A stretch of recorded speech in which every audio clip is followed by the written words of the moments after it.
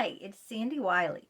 Welcome to my mental health channel, where I wipe away the stigma of mental illness by talking about my own struggles, having borderline personality disorder, complex post-traumatic stress disorder, anxiety and depression. I talk about narcissism and my narcissistic mother who abused me. I talk about schizophrenia, and I even wrote a book, Life with My Schizophrenic Father. I talk about my unethical psychologist that sexually exploited me and had sexual relationships with me in therapy, and a plethora of other mental health related topics. But I only come on as a former patient of almost 20 years. I am not a licensed therapist. I do not hold a degree in psychology, so I cannot diagnose you or give you a professional opinion. And all I ask in turn of you is your kindness, please, and respect in the comments. If you are new to my channel, welcome, welcome. Please hit that subscribe button in that box below in the right-hand corner that says subscribe. That way you will be notified each and every time a new video of mine comes out. Give it a thumbs up. Please share my videos with your friends and your family on your social media platforms. The links to all these books are down below in the description. And I want to let everyone know that I wrote a new book. Yes, Are Psychotherapists Sicker Than Their Patients? And I have almost 20 years of experience in this field with all different types of psychotherapists. By the way, psychotherapist is an umbrella term for everyone who does therapy, meaning psychiatrists, psychologists, counselors, social workers. I've seen the gamut. I've seen psychiatrists, psychologists, I've seen social workers, counselors, so it's an umbrella term. Are psychotherapists sicker than their patients? I think if you watch these videos and read some of these books, you would know, but the link to that new book that's available now on Amazon is down below in the description. Also, if you want to support my channel, you can buy me a cup of coffee, and the link to that is down below in the description as well. Today's video is what's really going on in the mind of someone who has borderline personality disorder. And I've had borderline personality disorder all my life. I discovered it on my own before I even went to any therapist at all. I discovered it after both my parents died when I was 38 years old. I discovered a lot of things by, doing a lot of self-reflection, doing a lot of the inner work before I even went to therapists. In fact, I walked into the door of the Harvard psychologist, Dr. 𝗚cie his'𝗁, and I told him I have borderline personality disorder. And this is from day one, before he even knew me. He diagnosed me originally. What he put on my file originally is that I had post-traumatic stress disorder. He did not put borderline personality disorder. Another psychologist from Yale, Dr. 𝗟𝗵𝗸𝗲 𝗁𝗂𝗃, didn't know I had borderline personality disorder. I walked in his office and I told him I had that, and he didn't believe me. He didn't think I had that because he said, first of all, patients who have borderline personality disorder don't come out and say they have it like that. They deny it. They're not even aware that they have it. And then after a year of doing therapy, he said, guess what? You are right. You do have borderline personality disorder. So I was the first person to diagnose myself that I had it because of my all or nothing, black or white thinking, because of the way I react. I knew I reacted different than most people do. I went off the handle. I used to fly off the handle at the least little thing would set me off, and I'd become overly emotional. And I look at other people around me, and they didn't act like I did. They wouldn't get upset so easily and for so long a time over the least little bit of hurt because of my abandonment issues from my childhood. I have severe abandonment issues. And I would see other people, they didn't act like I did. And I said, why do I get so upset, like enraged, for days about something, really hurt, walk off jobs and friendships over the least perceived hurt. even before people hurt me, if I'm afraid they're going to hurt me, okay, even before they actually hurt me, I could end the relationship or start a fight about something that could happen, even before it did happen. And I knew that there's something off with me, and then, I looked into it and read about it. And before I even went to therapist, because I didn't start going to therapy till I was almost 40 years old. It was after, like 38. I think it was 38. So I didn't even see a therapist till I was 38 years old. And none of them told me I had borderline personality disorder. I walked in and told them, and then they eventually agreed that, yes, you do have that, but it wasn't them who told me. I was the one who told them. So let me tell you what goes on in my mind. And I have borderline personality disorder. I've had it. I'm almost 60 years old now. I will be 60 on July 11th. You can wish me happy birthday then. It's all about rejection, okay? That fear of abandonment.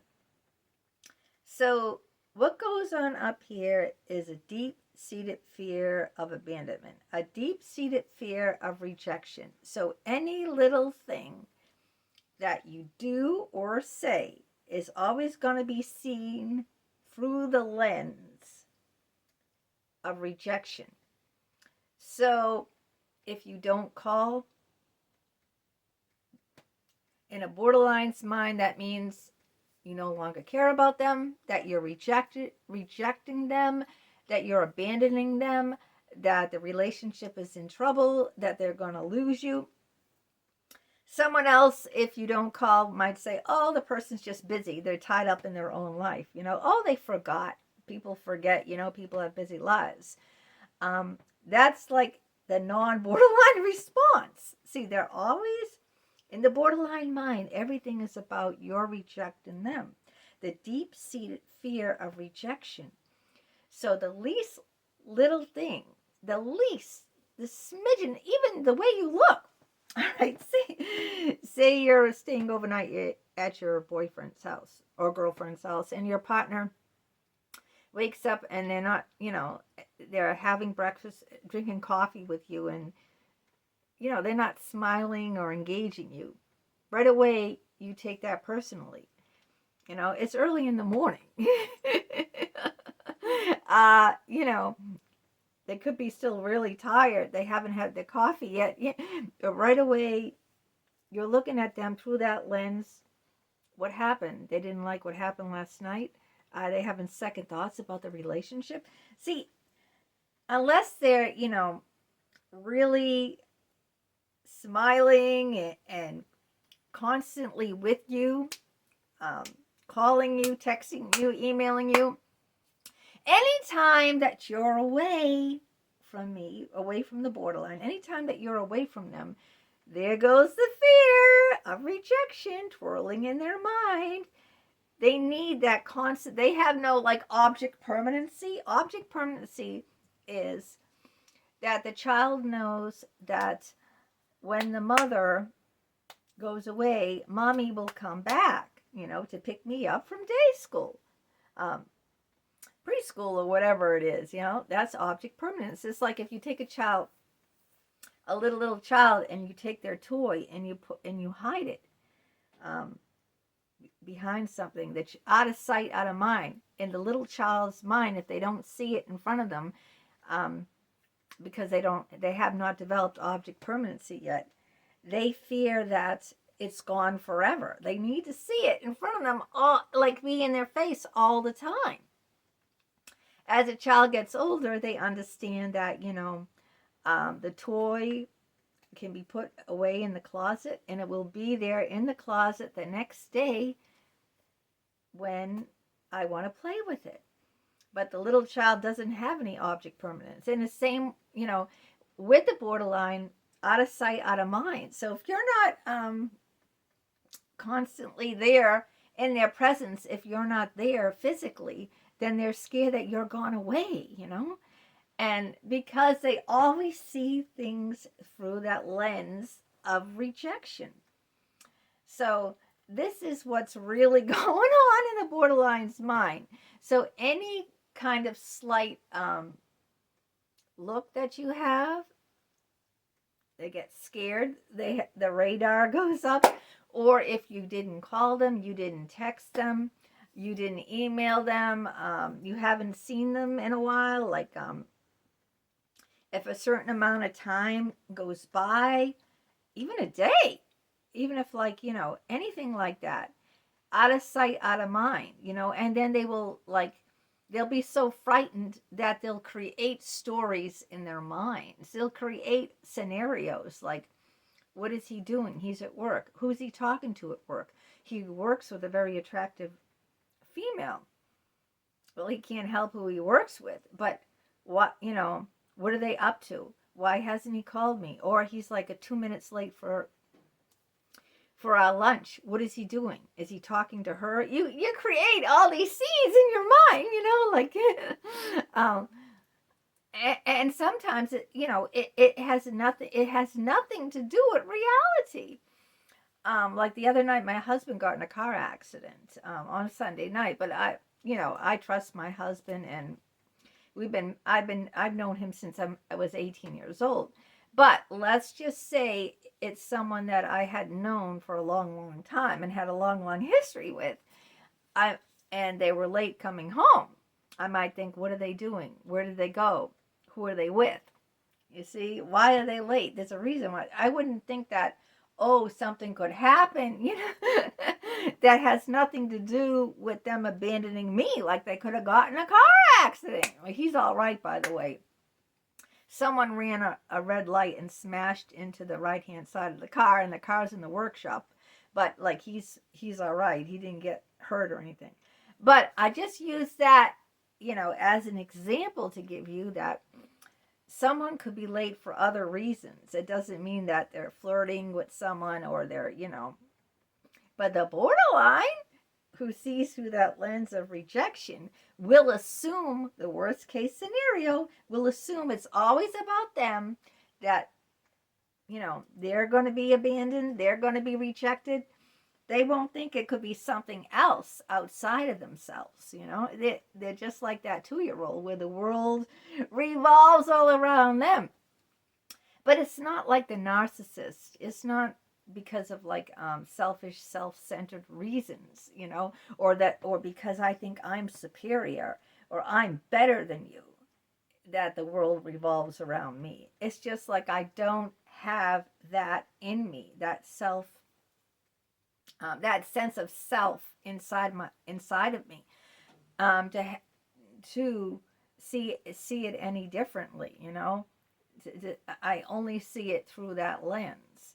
And that's why someone like me will always fly off the handle and get very upset at the least little thing. And I do. I see myself getting upset all the time. In fact, that survey that I put out, how many people want me to quit my channel, that's a crazy thing to do if you have borderline personality disorder, because right away, as soon as someone, their percentage keeps going up, the fear of rejection and abandonment is intense. So I really put myself out there by putting that survey out there, asking people, do you want me to quit? Because especially with someone who has no core sense of identity, who's lost and feels empty inside, especially someone like that, putting myself out there, being so vulnerable to people, asking people, what do you want from me? That's really putting myself out on a limb, really going out on that proverbial limb out there. And that takes a lot of guts and courage to actually do that. But I did it anyway because I just want to know people's opinions, even if they are very hurtful. I still want to know what y'all think. So I hope that describes a little bit about someone like me and what I'm going through. And it's just that deep-seated fear of rejection from my childhood traumas that borderlines don't try to be a nuisance. They don't try to be a pest. They don't try to, pick fights. It's just, that I'm really, really hurting and I'm really, really insecure, and I'm really, really fearful that that I'm unlovable, that you don't love me, that you're going to leave me. So the least little thing that comes up, and when you're away from me, I feel that 100 times worse because I don't see you right there. You're not right there.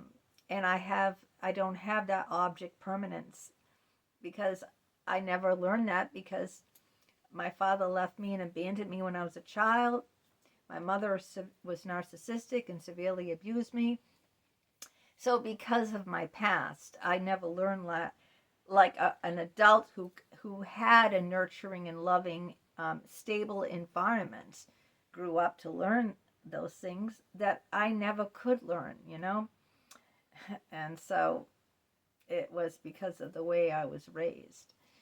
So I hope you can have a little bit more patience. If you know someone with borderline personality, and please let me know in the comments if this resonates with you, or if it resonates with someone that you know, a loved one or a friend, and try to be a little bit more patient with them, because they don't, they're just so scared, and see things through the rejection lens, and they don't want to be difficult, they don't want to assume the worst, but their minds just can't help but go there, All right, until next time, let me know what you think in the comments, and please get my new book, A Psychotherapist Sicker Than Their Patients.